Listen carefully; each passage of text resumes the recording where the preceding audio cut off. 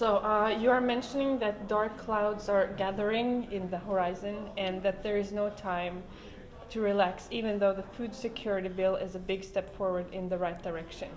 Can you please say something about these threats and if they can be avoided in any way? Eternal vigilance is the price of stable agriculture. You have to be always vigilant, there is no time to relax.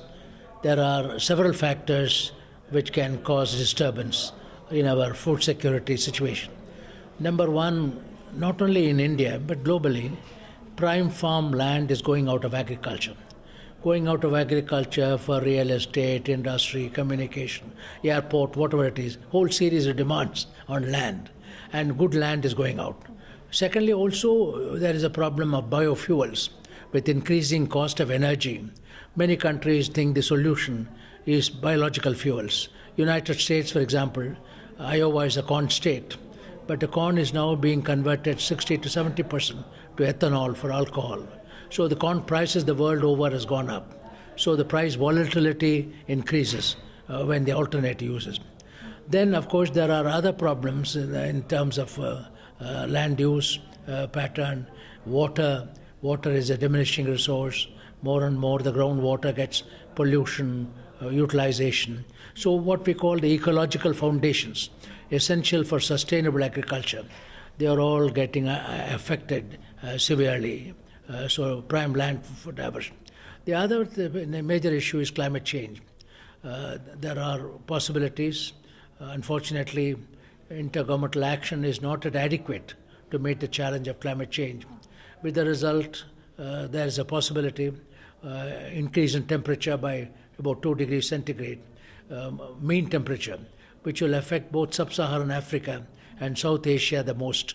Will suffer a lot in terms of reduced duration and decreased yield.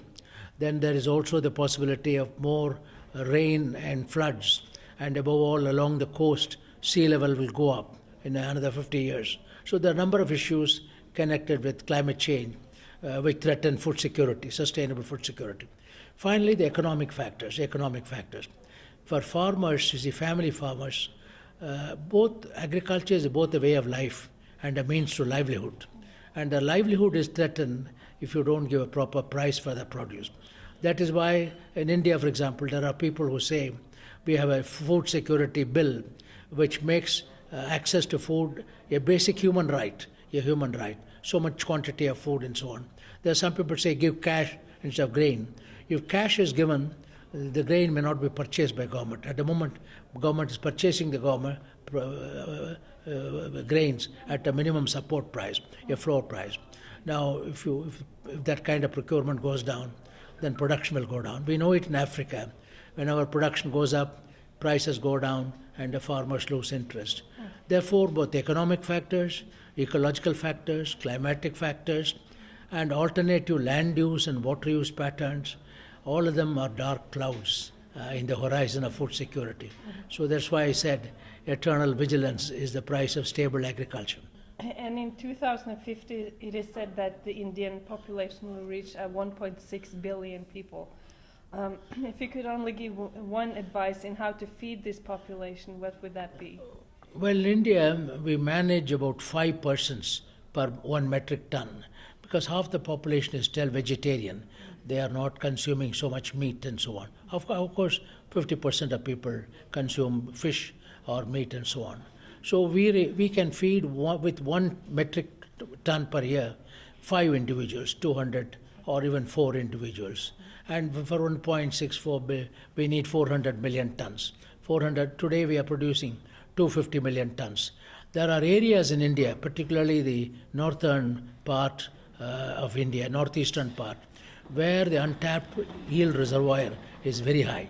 For example, they are producing 2.5 tons per hectare of rice, where they can produce 5 tons. In other words, we can double the production.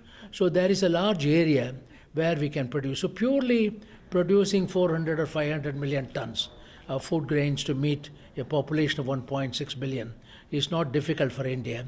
But the fact remains, food alone, man does not live by food alone.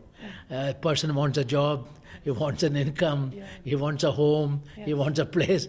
Therefore, population cannot be only thought of in terms of whether we can feed the population or not. Feeding we can do, but we can't give a quality of life in terms of housing, in terms of other amenities and so on. So population stabilization is a must, not only in terms of food availability, but in terms of the quality of life of a human being.